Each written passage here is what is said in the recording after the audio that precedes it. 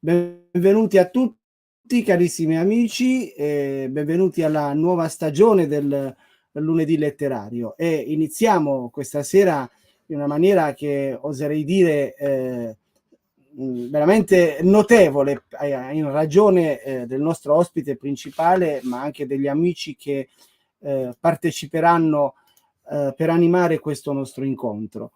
Io sono Giancarlo Di Gaetano, come molti di voi sanno, guido le edizioni GBU, guido il comitato editoriale delle edizioni GBU e questa serata, la serata di questa sera, è dedicata alla presentazione di questo libro che vedete qui sovraimpresso, Contro la marea, e presentazione che noi faremo insieme con l'autore, di cui diremo adesso fra un attimo.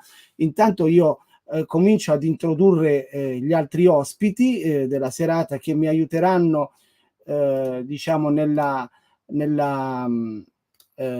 conduzione della serata. Allora, cominciamo da Valerio Bernardi, lo vedete qui da una certa parte del quadro. Valerio fa parte del comitato editoriale delle edizioni GBU e sarà lui in modo particolare a guidare la serata.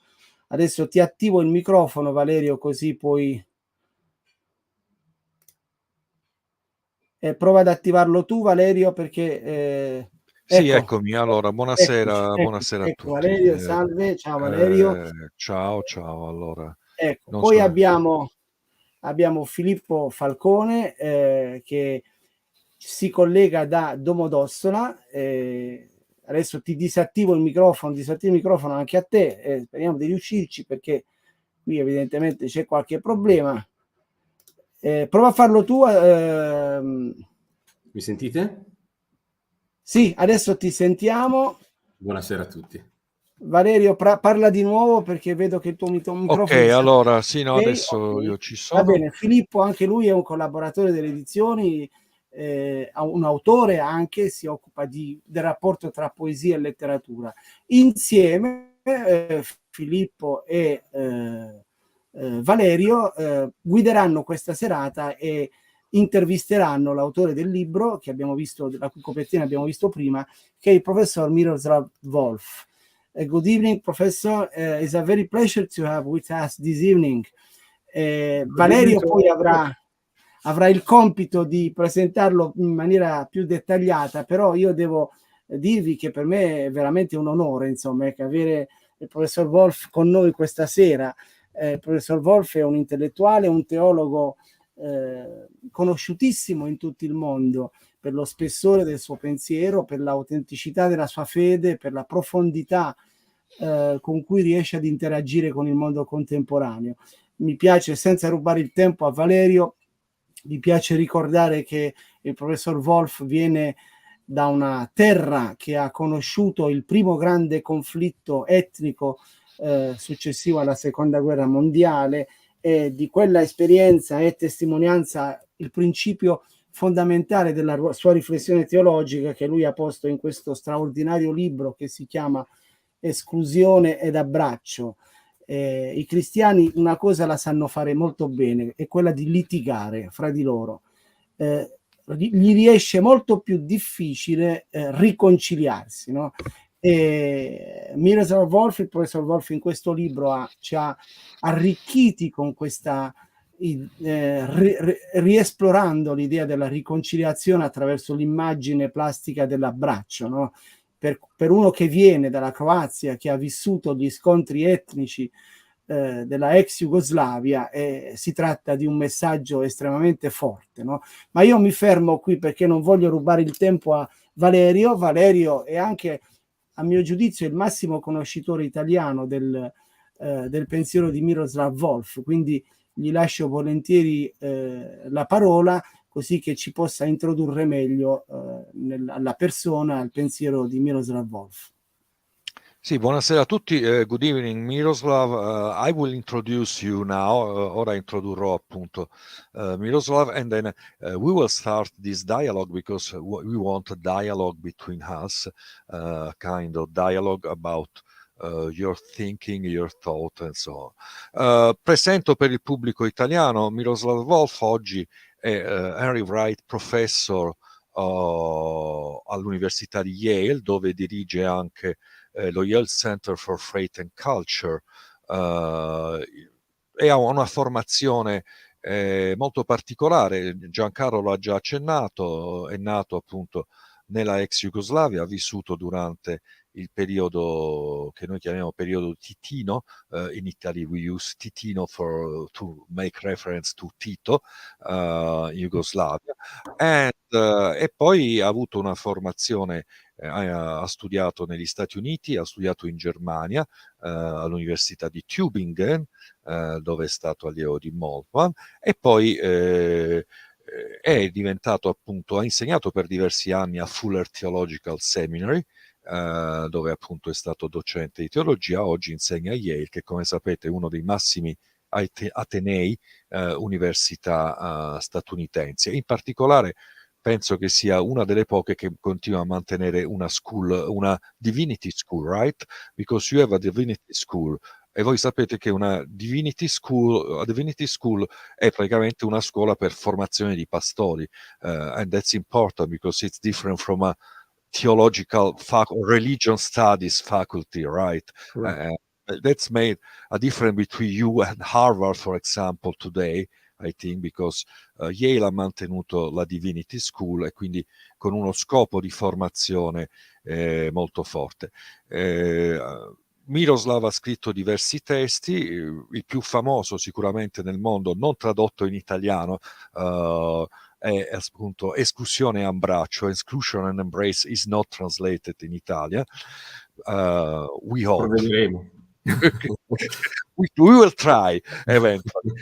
And in italiano noi abbiamo adesso il testo appunto Contro la marea, Against the Tide, that we translated for edizioni GBU, e poi abbiamo è uscito, mi pare, Fiorire, Flourishing in Italian, for Queriniana, a Catholic edition, that's Flourishing.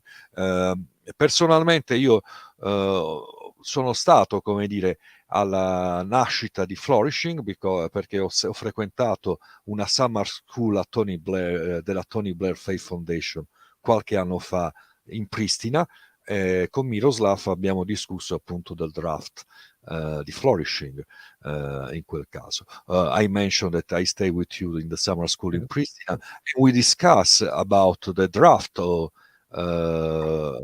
Flourishing at that time. So we also publish a brief book of you. You probably don't have The Soft Difference. It's your article from that we, and also I wrote a brief introduction. We will send you this. E quindi oltre a appunto Contro la marea, noi abbiamo pubblicato anche questo, diciamo, piccolo libro, La differenza soft, che è appunto tratto da un testo su Secondo Pietro che Miroslav ha come dire, presentato. Miroslav ha avuto sempre grande attenzione anche per il grande pubblico, e quindi siamo molto contenti. Parleremo anche di Contro la marea, di come Contro la marea è stato creato in qualche modo. We talk at the end how you conceived Against the Tide, because they are a series of articles for Christian Century that became a book. So that's important. And now we will start the interview after this presentation. We are very honored to have you here, because I think this is the first time that you talk in Italy with a general public, not only for a theological academic public. And so we start the interview. My first question is, you were born in Croatia. Valerio, traduci quello che hai detto finora per il nostro pubblico. Cioè sì, che stavo dicendo che adesso inizieremo l'intervista, appunto, e appunto è un onore averlo con noi, che questa è la prima volta che Miroslav, come dire, parla a un pubblico generale da questo punto di vista rispetto ad altre volte. Okay, Miroslav, you were born in former Yugoslavia, in Croatia, today in Croatia, and you have also a Euro-American cultural formation.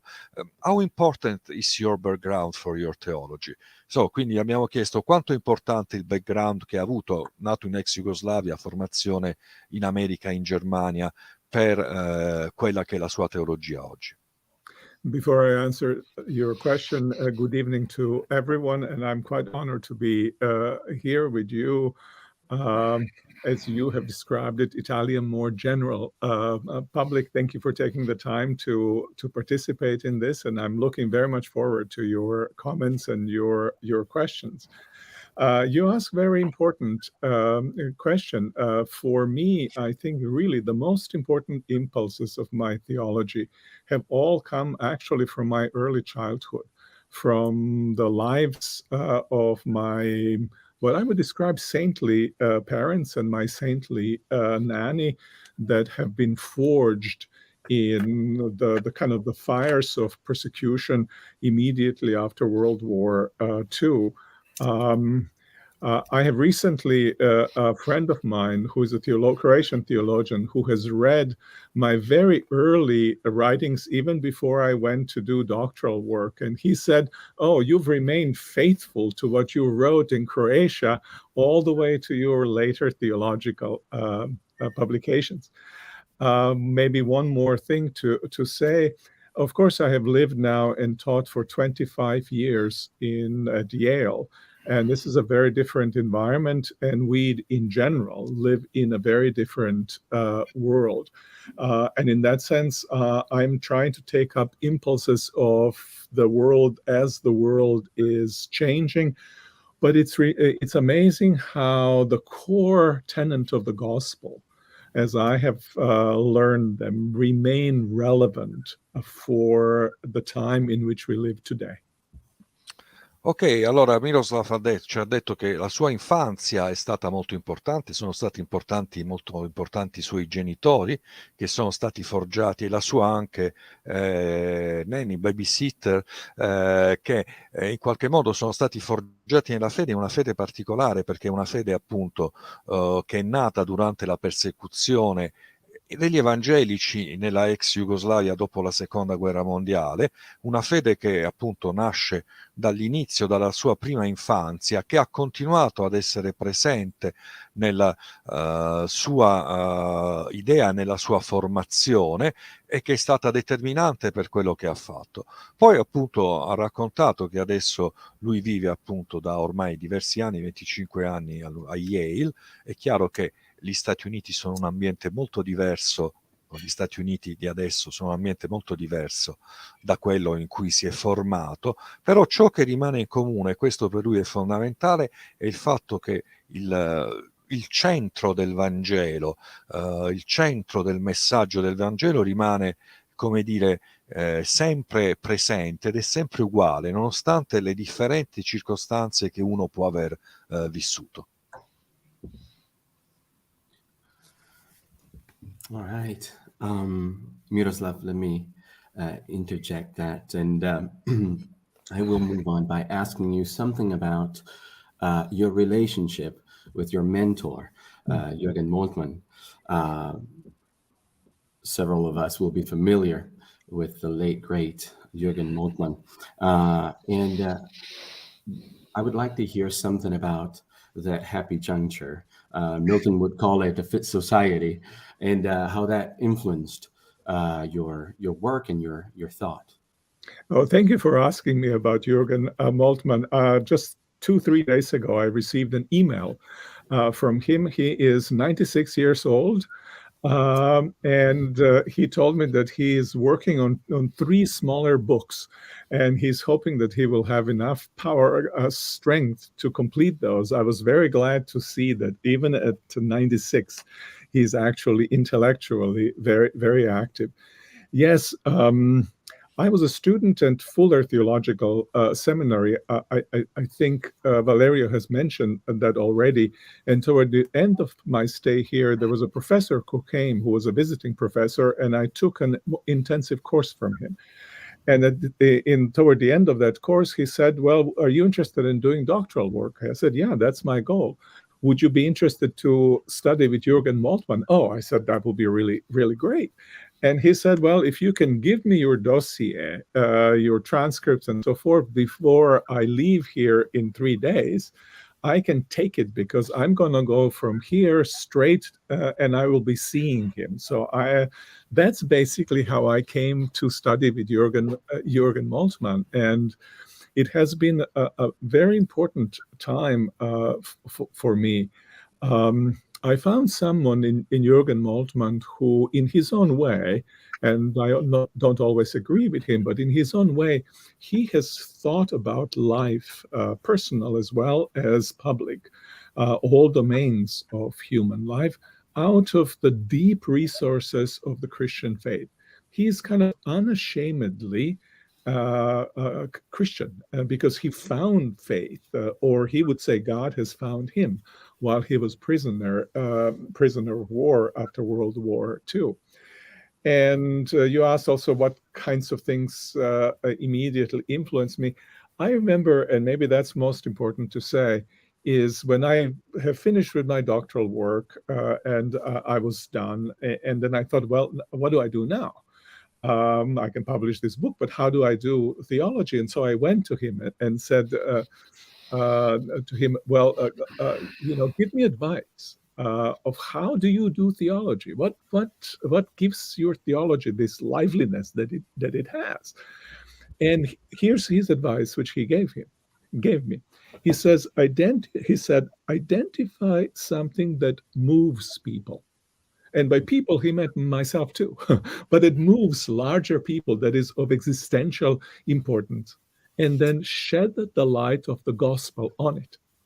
Yes. And I think this is such a fantastic advice, because it makes you attuned to what is happening in the world, to the sorrows and joys, to the difficulties and obstacles in the world in which we face, and yet takes this treasure of the gospel and sheds light on the very existential problems that we are facing.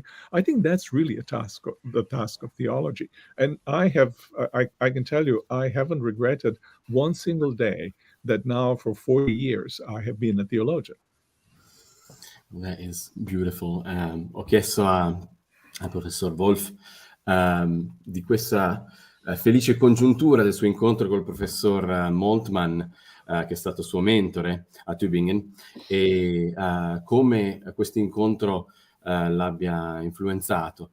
E il professor Volf ci ha spiegato come in effetti lui fosse a Fuller, al seminario teologico di Fuller al tempo, e un docente lo visitò il seminario e incontrò Miroslav e gli propose di andare a continuare, proseguire i suoi studi dottorali in Germania con il professor Moltmann. Naturalmente la cosa ha subito destato il suo interesse, e così da cosa è nata cosa. E del professor Moltmann ha sempre colpito Miroslav questa sua capacità di gettare luce sulle realtà esistenziali più profonde ed esperienziali più profonde della vita umana attraverso il Vangelo. E in effetti ha proprio concluso così il suo intervento. Il professor Moltmann, quando lui gli chiese un consiglio al termine dei suoi studi dottorali su dove andare, su come proseguire il suo percorso, Moltmann gli disse: individua qualcosa che colpisce le persone, che muove le persone, che è alla base del loro vivere, e getta su quella realtà, inonda quella realtà con il messaggio del Vangelo. Posso chiedervi ai nostri amici di formulare prima la domanda in italiano e poi farla in inglese, così per dare un input anche ai nostri ascoltatori. Okay, So I will tell the question before in Italian and then in English. Allora, adesso chiederò a Miroslav, lui insegna teologia all'Università di Yale. In Italia, come sapete, teologia in un'università laica non si insegna perché i dipartimenti o le divinity school sono solo nelle facoltà teologiche cattoliche, e gli chiederò qual è il ruolo di una divinity school in una università laica e soprattutto qual è una domanda che si collega anche a quello che ha detto Filippo, il ruolo della teologia oggi. So you teach theology today at Yale University. As you know, in Italy, a department or a divinity school is only present in the Catholic theology faculty. We have the exception of probably of the Waldensians faculty of theology here in Italy, but we don't have in a public university a department of theology. So we want to ask you, what is the role of divinity school in a liberal arts university like Yale, and what is, in your opinion, the role of theology today? Yeah, so that's very interesting distinction between private and private and public universities. And Yale, of course, is not a public university; it's a private university. And for us, maybe in a somewhat similar way as in Italy, in public universities, generally what we have religious studies departments because of the separation of church and state. But in more privately funded universities, you can have divinity schools. And obviously, Yale was founded as the school for training ministers, so was Harvard as well. And that has remained at Yale a stable part of the university. And divinity school, where I teach also courses at the college, which is to say at the broader university. But the divinity school is one of the 12, I believe, or 14 professional schools. And at Yale, it is an explicitly Christian divinity school, which has some teachers who may be Jewish or who may not consider themselves particularly religious, but majority people are Christians who are teaching ministers, as well as folks who will think about Christian faith in creative ways with regard to the public issues of the day. And Yale University has also a religious studies department. And most of our doctoral programs are run through religious studies department. Sì, stavamo appunto parlando del ruolo della teologia all'Università di Yale. Yale è comunque una università privata, anche negli Stati Uniti al limite le università pubbliche hanno i dipartimenti di studi religiosi in qualche modo. A Yale è stata fondata come un'università cristiana, rimane basilarmente la Divinity School una facoltà cristiana. Sì, ci sono anche persone di altre religioni, ma serve, come dire, per dare qualcosa ai futuri ministri di culto, e quindi rimane profondamente cristiana nella sua formazione. Questa è una cosa che ovviamente in Italia non si ha, perché se no nelle facoltà cattoliche, però è una caratteristica appunto del luogo e del ruolo che gioca la teologia all'interno di una serie di scuole professionali di diverso tipo che costituiscono attualmente l'Università di Yale. I haven't answered your second question, and I'll answer it second part of your question, which I will do very briefly. And that is, what is the kind of role of theology at universities, but also in the broader culture? And I think for me personally, the most important role that theology has is to keep alive and offer, to keep alive normative questions. To keep alive the questions of what does it mean to live lives that are worthy of our humanity.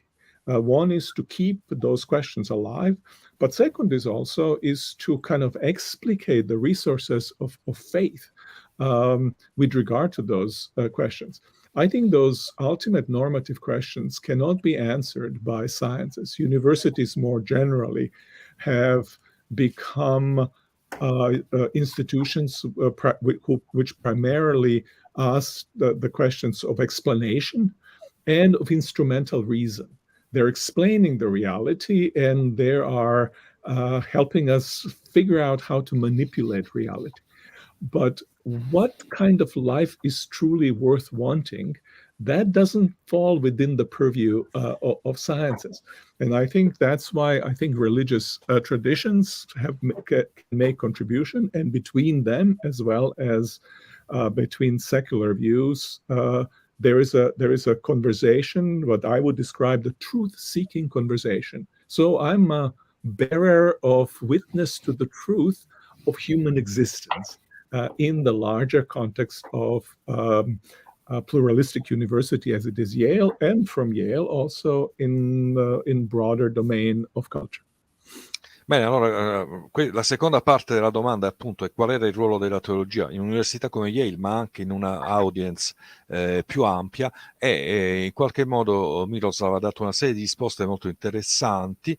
La prima è mantenere vive le questioni e le domande normative, e specialmente la domanda di qual è la vita che vale la pena vivere, che in qualche modo sia importante vivere, eccetera. Questa è una cosa che può fare solamente la teologia, che non possono fare le scienze, che possono esplicare la realtà, possono manipolare la stessa realtà, ma non possono, come dire, cercare la verità, essere portatrici di verità, come dire, assolute, grandiose, eccetera, come può essere la teologia. Quindi da questo punto di vista, all'interno di una, come dire, università importante in cui diciamo cerchiamo di capire diverse cose, è importante anche porsi la domanda di quale sia la vita che vale la pena vivere, che in qualche modo è una delle domande fondamentali a cui la teologia deve rispondere, e che diventa portatrice anche di una ricerca della verità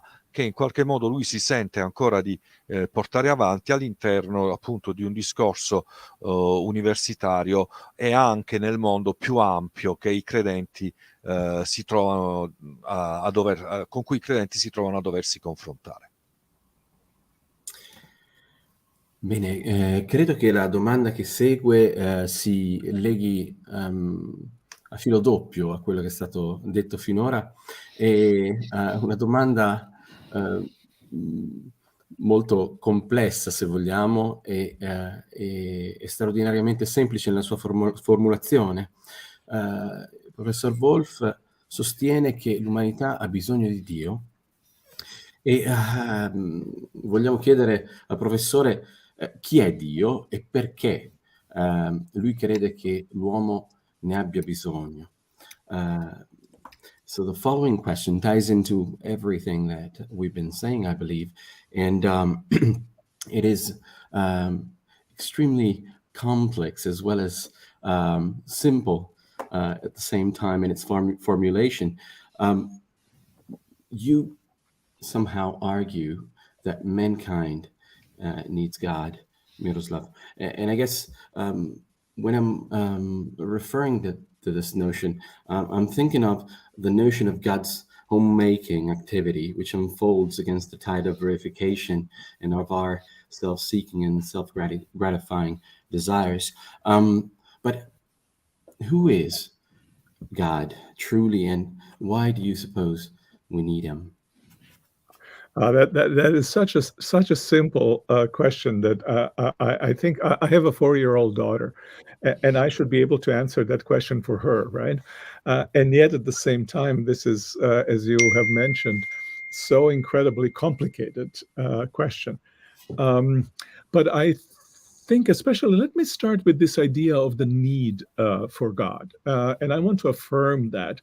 But even before something like the need for God can be felt, it emerges, and we can speak about the need for God, we have to say that God is prior to the need for God. That is to say, we don't reach for God because we need for God. God has already reached for us because God has loved us, because God has loved us and created us. So God is prior to human need. What makes the need for God exist in the first place is that God has created us. That God is the ultimate source of our being, whatever that means in terms of how concretely human beings came into existence. But when Miroslav, can I translate that? Yes. Thank you. Miroslav diceva appunto, come esattamente dicevamo, la domanda è tanto semplice nella sua formulazione quanto complessa nell'articolazione della risposta, ma vorrei rispondere come risponderei a una bambina di 4 anni, a mia figlia di 4 anni. Ecco, in effetti dobbiamo subito chiarire che il bisogno di Dio non viene prima, ciò che viene prima è Dio stesso, è Dio che viene prima del nostro bisogno e che ci ama. In ordine a quell'amore, in risposta a quell'amore, noi esprimiamo questo bisogno. Okay, thank you. And so when one thinks about this relationship of God toward us, I think the word that is properly expresses that relationship is that our very existence and the existence of the entire world is a gift. And once one mentions the word gift, then we see immediately what the proper response to God is and what the need for God is. Namely, we as human beings, since we were created as gifts of God, we need to receive ourselves as those who come from God. And that is an active relation that we have to God. God is not just the source of all of our good, but God in many ways is the source of all of our striving. And I have tried to express this idea with the notion of the home of God. If you ask a very simple question, why did God create the world? That's a catechetical question for my 4-year-old daughter. The response to that question, because God wants to make a home in the world. God's home, human home, creatures home together. That's not just God building a house and then we walk in and live in that house, and God goes on to spin his divine thumbs, not quite knowing what to do with himself. But rather, God creates a place where God wants to come to live in us, as well as in the creation in which we inhabit. And that brings the creation to fulfillment, and that gives creation a certain kind of liveliness. It stops being this objectified dead matter and becomes a live place with the presence of God and with our human presence together with God and with one another. Thank you so much. Sono due fondamentalmente i concetti che si legano all'idea di Dio come fonte stessa del nostro bisogno, che è ispirato fondamentalmente dal suo amore, e questi concetti sono quello di dono e il concetto di casa. Il dono è un concetto che si lega all'esistenza stessa. Il mondo e noi stessi, gli uomini, sono dono, vanno concepiti come tale.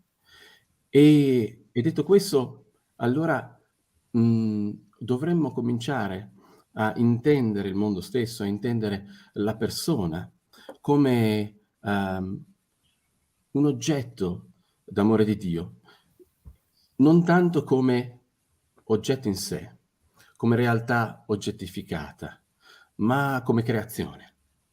La creazione stessa è dono. Di questa creazione del mondo e dell'uomo Dio vuole fare la sua casa. Dio vuole fare la sua casa nell'uomo e nel mondo, e fare del mondo la sua casa insieme all'uomo. Ok, adesso faremo un'altra domanda a Miroslav a proposito dell'amore di Dio e della sofferenza, appunto, che sono due delle contraddizioni che ci sono, e chiedersi appunto dove sta Dio quando noi soffriamo. In your works you afford also the problem of the evil in the world and of the pain and suffering. Where is God where there is suffering? Because this is one of the problem of the modern enlightenment thinking, the problem of the relationship between the evil God and the presence of God. What is your answer to this question? Yes, that indeed is one of the great questions of our time, and one can probably say that most, at least people who think about their lives and think about faith, have walked away from faith, or find it a scandal that there is suffering within that there is suffering in the world, while at the same time Christians affirm that God is not just love, but that God is the creator who is a love, that God is a powerful kind of love, indeed, the all-powerful love. Now, it would be a very long discussion if we went into the long story of how one can somehow bring together faith in such a loving God and the reality of suffering. And in my own sense is that such argument tend often to not fully to satisfy. I myself must be honest and say, I don't have satisfactory answer. But here's how I think about the question. If God did not exist, then some of the great natural evils would be a kind of a puzzle, not in the sense that it would be puzzle whether they have happened, but in response to natural evils, we often have a sense, not only sadness that something like that has occurred, but somehow that world shouldn't be like that. This is a bad world. If, I'm thinking of this tsunami in Indonesia. There was the big explosion tsunami, and at some places the waters have withdrawn and exposed the fish on the ground. Little children went to pick up that fish, only then for a wave to come and swallow them. Right now, this is a horrible thing, but if that's all that the world is, tectonic plates move. When they do, if you're in the wrong place, that's too bad, but that's it. I cannot morally protest against that kind of a world. Now, if I believe in God, I can be both. I can protest against such a world as a morally not right, even though I might not know the answer, how that's possible to be reconciled with love. And so I agree with Jürgen Moltmann that suffering is a wound in the side of the Christian faith. But more important for me, and I'm just now working on that issue through the story of my father's and his conversion, coming to faith in the midst of death march. I think that Christian faith was born at the place where human beings need resources. Sorry, Miroslav. Can Valerio translate the before you can account on your father? Interesting. Ok. Sì, stavamo parlando appunto del problema della sofferenza, e ovviamente il problema della sofferenza è un problema presente, è una delle cose anche dove non sempre i cristiani possono dare una risposta chiara, o quantomeno dare una risposta che dia, come dire, le soluzioni a tutto questo. La sofferenza, no, in questo Miroslav è d'accordo con Jürgen Moltmann, è una ferita nella fede cristiana. Però c'è qualcosa di importante. Immaginiamo che Dio non esista, no? L'esempio che è stato fatto è un esempio che poi viene riportato anche nel libro, no? Quando c'è stato lo tsunami in Indonesia, è stata una cosa tremenda. Se noi dovessimo credere semplicemente che esista la tettonica a placche che spiega appunto perché c'è uno tsunami, eccetera, questo mondo sarebbe sicuramente un mondo malvagio, cattivo, ma non avremo, come dire, una protesta per tutto questo. Miroslav sta, come dire, lavorando anche su questo in questo momento, ripercorrendo la storia della conversione, la marcia di conversione di suo padre, in una situazione appunto di un mondo che è sicuramente malvagio. Ok, you can continue. So for me, the very, very important question is, suffering is part and parcel of being human. We cannot separate suffering from our humanity, at least as we could live it now. And the big question is, how does one live with suffering in a way that one can actually preserve humanity, and in the way in which one cannot perpetrate the injury that one receives through suffering upon those whom we encounter in the world.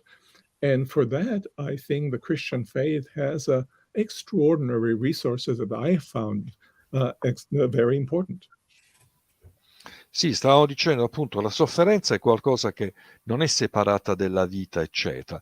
Quello che noi ci possiamo chiedere appunto è come attivare delle risorse in un momento di sofferenza e come queste possono aiutarci. E in questo senso la fede cristiana ha quelle risorse che possono aiutarci anche in un mondo appunto fatto di malvagità e di sofferenza. Quindi la fede cristiana ha le risorse giuste per vivere anche la sofferenza, per protestare anche come la sofferenza, come ha fatto Giobbe, ma anche per viverla, come abbiamo detto. Facciamo raccontare la storia del padre, Valerio. Yes, can you tell us something about your father, the faith, how he converts, the faith he had in Yugoslavia, where you are a minority, persecuted minority, more than we are a minority in Italy, but we are not so persecuted. So today, yeah, well, that's hard to tell very, very briefly. But he was, for whatever reason, as a 18-year-old teenager, he found himself, even though he was by persuasion a socialist and thought that rejoiced at the end of the war, nonetheless found himself in the communist death march. Goal of that death march, as the word says, was to kill off as many. So when my father's unit started, there were about 1,000 of them. When they ended, month and a half to 2 months after, there were 700 were killed and 300 were left. And at first, my father was furious at what was happening to him, furious at God, and cursing, as he said, on everything in heaven and on earth. He's realized through the witness of a person who was a truly saint in that environment, and I knew that man. His name was Veno. He had realized that actually in the hell that the communists have created for him, he has created in him another hell. And that because of this hell, he's going to remain, no matter what happened to him, he's going to die in hell. He couldn't extricate himself and somehow find the ability to live in that environment. And this young man spoke to him about God, who is love, right there in the midst of these horrid circumstances. And somehow, once my father relented and kind of accepted this idea, suddenly everything changed. I would need a long time to explain why and how that happened. But he was carrying sacks of 80 kilograms, and he himself was 40 kilograms. And well, before he was falling under the weight of these sacks, suddenly he had hope. He had sense that goodness is stronger than evil that surrounds him. Everything remained the same, and everything changed at the same time. And this testimony, how everything around you, horrid circumstances that have to be defeated, that have to disappear, can still remain. And yet, he speaks then of a song that's was born in his heart. In your heart, there is my song of eternal gratitude that I can be called the child of God. It was amazing. And I'm trying to write a story which to understand what actually happened. How was the progression that occurred so that in the midst of these difficult circumstances, a switch could occur, and the switch that was not temporary, that set him on a journey of a beautiful story of faith. That he was minister then later, and most of what I know about Christian faith, I've learned from him, not from his sermons. And I've heard probably 1,000 sermons, but I've seen it in his life. Sì, una storia molto interessante, aggiungo io, che adesso cerchiamo di dire. Suo padre appunto aveva 18 anni, era un socialista convinto, era contento che la guerra stesse finendo, poi iniziano in qualche modo queste vendette, iniziano queste marce della morte. Il suo reparto era un reparto di 1.000 uomini, ne muoiono 700 dopo diversi giorni. Lui è furioso contro il cielo e contro la terra, e c'è questo uomo appunto la cui santità, dice Miroslav, è indubbia, eccetera, che invece gli insegna che Dio è amore.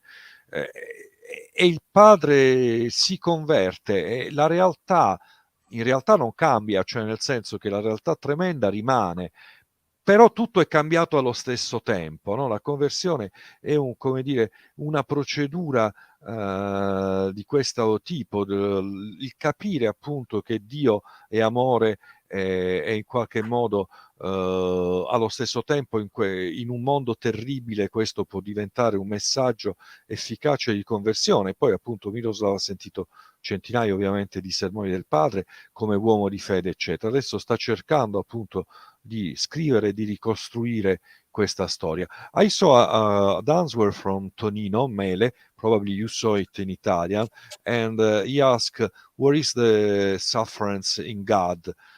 Can God suffer? That's the question. That is a very good question, especially for a student of Jürgen Moltmann, because he has written this very famous book, The Crucified God, whether God actually can suffer.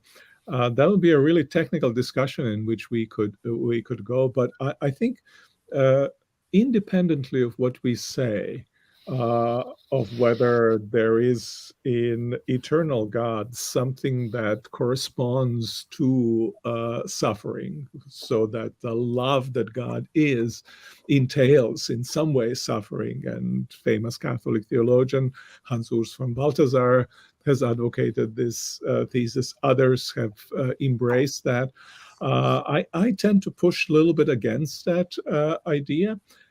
But I think what we can certainly say that in Jesus Christ, God has identified with the suffering humanity. God has not only taken the sin of the world upon himself, but God has taken also the pain of the world. God bore in Jesus Christ our sicknesses. God bore our pain. And in that pain that has been borne, the healing has occurred. And obviously for us, it is a question also not just that suffering is countered with God empathizing and identifying and bearing the pain, but also that Jesus Christ rose from the dead on the third day, so that the resurrection is a transformation of the reality and not simply a kind of a sense of identification and empathy with the suffering humanity. Both are important. That would also be an answer to the question, where is God when we are suffering? Yes, I would agree with that.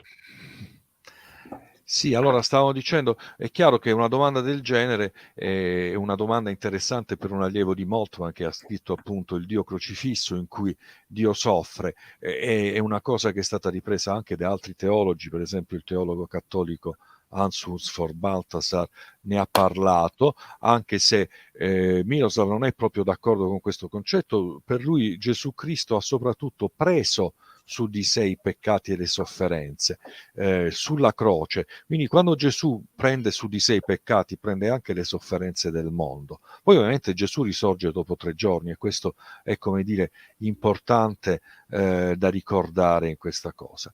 We are almost at the end, so I jumped some questions and I want to go to the final question. Andiamo alla domanda finale, poi se if there are other questions from the public, we will answer. Can you say something about Against the Tide, because we translated this book, and so what is the genesis of the book, and what are the main topics you discuss? Because when I choose Against the Tide, I thought that it was at that time a kind of summary of your theology. Stavo dicendo, adesso gli chiediamo appunto di Contro la marea qual è stata la genesi, quali sono gli argomenti discussi. Ho detto che io, quando ho scelto di tradurre, come dire, questo libro, ho pensato che fosse una sorta di sommario della sua teologia. Yeah, thank you for that question. So as you, I think, earlier mentioned, this book had its origin in the series of 1,000 long articles for American Christian magazine called Christian Century. And over a number of years, I have contributed regularly to that magazine. What I have done, though, is taken the kinds of topics, theological topics that moved me, and in different settings in which I found myself, traveling and experiencing different situations or things happening in the world, just like this tsunami in Indonesia, or having a dialogue with Islam, or a wide variety of topics. I have tried then to do what Jürgen Moltmann told me to do at the very beginning, to shine the light of the gospel. And in many ways, it picks up many of the topics that we that are central to my theology, nature of our humanity. The subtitle is about petty dreams and great enmities. And by petty dreams, I don't mean that we think of them as insignificant, but I think of them as that almost that they're not worthy of our humanity. We strive and struggle with one another for so many things that are really, as Ecclesiastes would say, vanity of vanities. And yet for us, they're so incredibly important. And to know kind of what is worth truly wanting is what I try to explore. What kind of life is worth pursuing? What matters the most? And how that which matters the most shapes who we as human beings are. It's also a book about identity. It's a book about forgiveness, about reconciliation, about memory. It's very dear, the book, to me, because it was written not as an academic exercise, but was written out of the heart and experience. Sì, allora, appunto, come abbiamo detto, Contro la marea è un libro che mette insieme tutta una serie di articoli, di collaborazioni che Miroslav aveva avuto con questa rivista americana piuttosto importante che si chiama The Christian Century per diversi anni. Si occupa di una grande varietà di argomenti che sono quelli che hanno mosso in qualche modo Miroslav e dove Miroslav ha sentito di adempiere al mandato che in qualche modo Moltmann aveva suggerito, quello di far risplendere la luce del Vangelo nel mondo, anche in un mondo in cui talvolta, appunto, il sottotitolo noi l'abbiamo tradotto come sogni meschini, che ha in qualche modo sogni di scarso valore con cui noi però continuamente combattiamo e in cui invece dobbiamo, come dire, infondere continuamente speranza. Quindi è un libro che a Miroslav è molto caro, anche perché è un libro come dire che ha a che fare non è un libro accademico, cioè era un libro già scritto per un largo pubblico e in cui appunto ci si confronta con diversi argomenti di attualità, come appunto quello che abbiamo preso dell'esempio dello tsunami di cui abbiamo parlato precedentemente. Allora, intervengo io dicendo che ci sono un paio di domande. Adesso ne farò scorrere una che è fatta di 3 post, è in inglese, quindi Miroslav potrà leggerlo in inglese. Io la tradurrò mentre scorre il post. I will introduce a question written in English and you can read it and I translate for our public. Ok, è il nostro amico dalla Croazia, Giorgio Grilli, penso che si pronunci così. Allora, la prima parte della domanda è questa. Sembra che la marea oggi in teologia, soprattutto in quella tedesca, si trovi nella verità proclamata da Nietzsche su Dio. Cioè, qual è la verità proclamata da Nietzsche su Dio? È che Dio è morto. E al contrario, la verità dell'uomo si trova negli gender studies, nel problema del gender, no? Dove l'uomo può essere chiunque gli voglia. Che cosa significa per i cristiani non solo qui essere contro la marea? C'è un'ultima parte. Cosa significa essere fedeli all'insegnamento del Vangelo in mezzo a questa visione del mondo?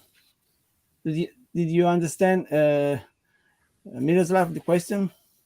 Yes, I think so. That is I'm grateful to my former student Giorgio Grl. It's wonderful to have him be part of this discussion. And it's a worthy question of him. That's how I remember him. It's a very, very large question that we need to kind of take apart. My phone is here ringing and I can't control it. Excuse me. But I think that let me take the first part of this question, which concerns Nietzsche and which concerns kind of the death of God. That indeed has been a long tradition in or long trajectory of the thought in the Western world, so that in some sense the God of the original Christian tradition can be said that for many is dead. Or maybe I think what we should say is this: God who identified with either the modernity or God who was identified with the dominant cultures of Middle Ages. Maybe that God has died.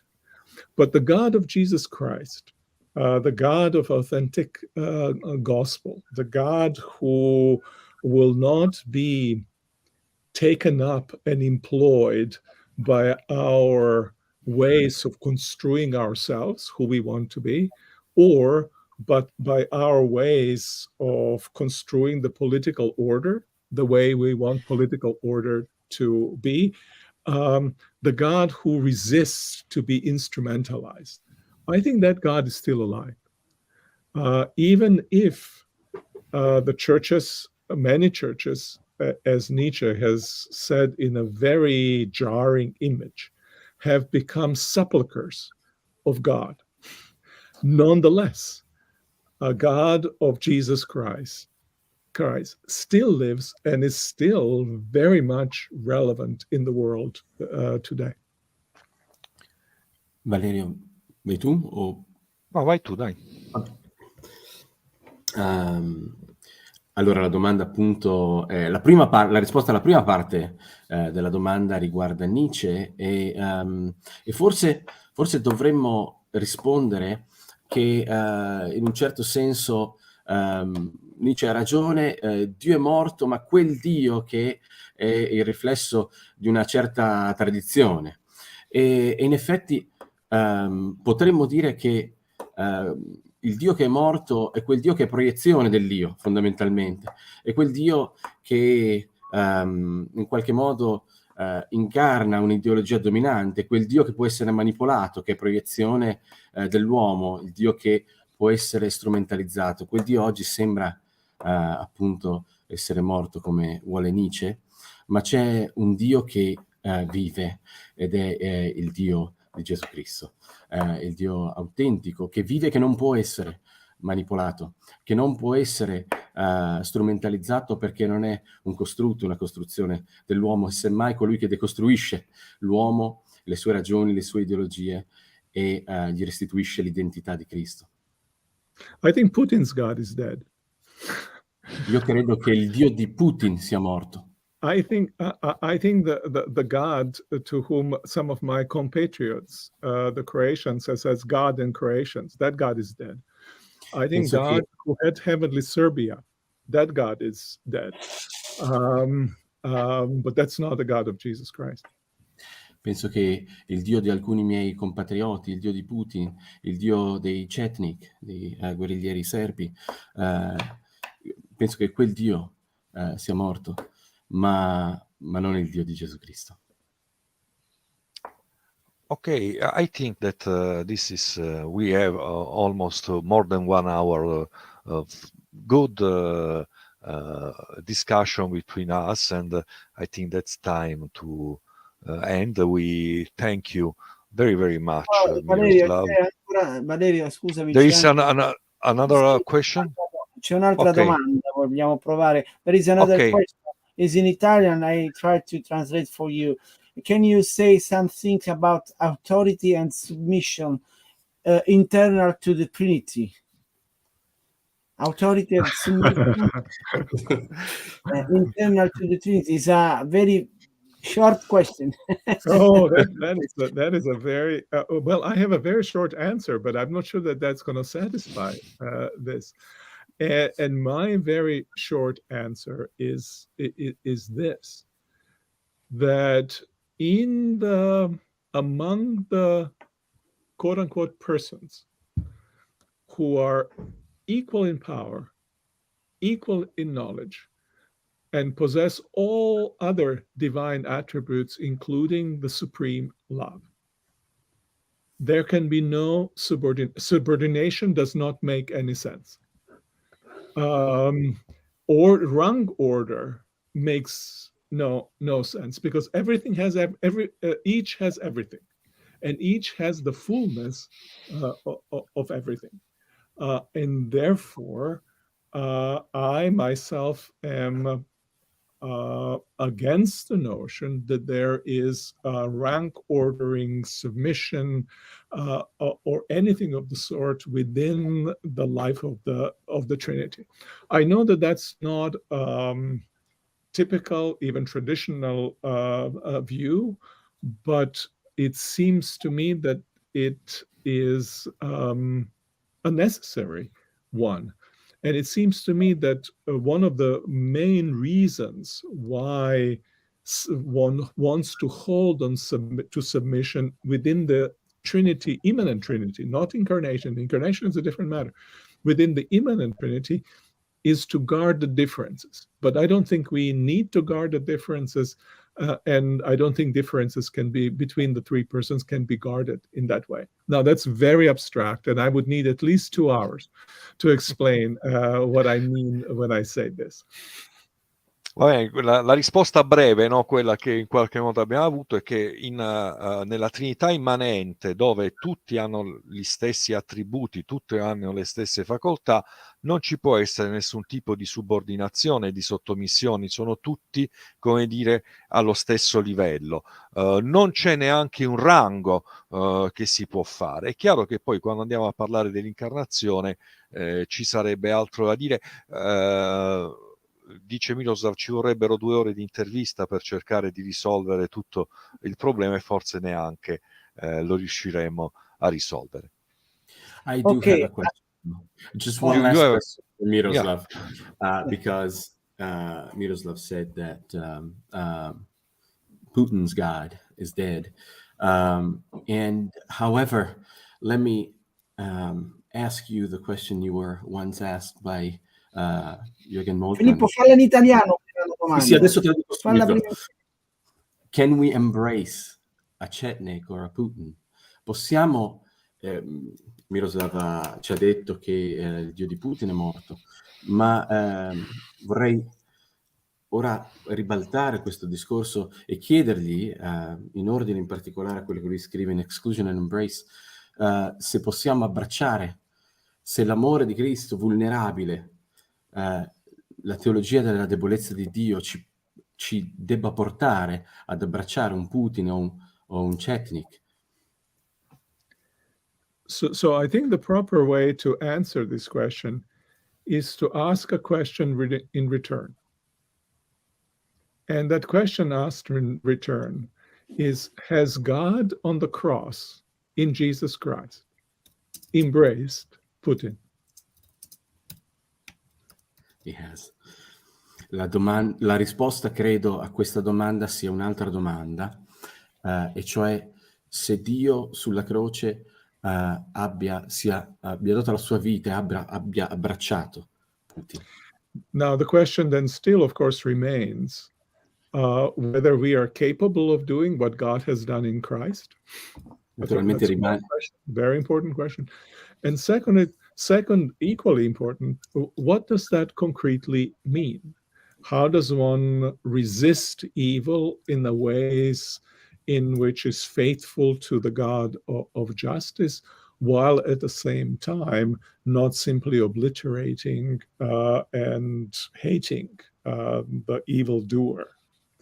And that can be a very complicated discussion that we should have, and certainly we cannot forget the crimes that are committed in God's name by those whom God has embraced on the cross. But nonetheless, this is the scandal of the Christian teaching, that irrespective of who we are and what we do, we are loved by God. Questo è lo scandalo della fede cristiana, che indipendentemente da quello che noi facciamo, noi siamo amati da Dio. Un'altra domanda però è se siamo in grado di fare quello che ha fatto Dio alla croce, se siamo in grado di amare così. E certo dobbiamo trovare il modo per resistere al male in questo mondo e amando chi lo commette e allo stesso tempo resistendo al male e condannando naturalmente i crimini che vengono perpetrati. E naturalmente qui si apre tutto un filone, un'articolazione di elementi che non siamo in grado di percorrere in questo momento.